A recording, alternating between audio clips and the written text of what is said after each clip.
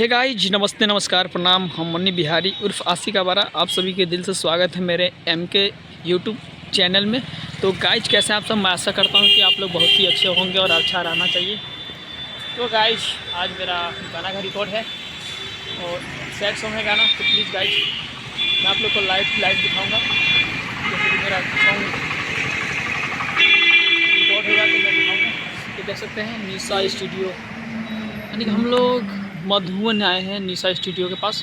अभी थोड़ा सा क्लोज है, तो ये खुलेगा तो हम लोग उसके अंदर जाएंगे। तो फिर गाइज मैं आप लोग को दिखाऊंगा कि गाना कैसे रिकॉर्ड होता है।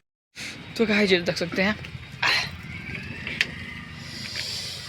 तो हे गाइज ये देख सकते हैं स्टूडियो।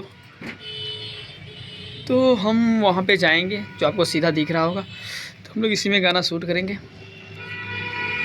मेरे राजा भाई बाहर के हैं, आजा कम कम कम।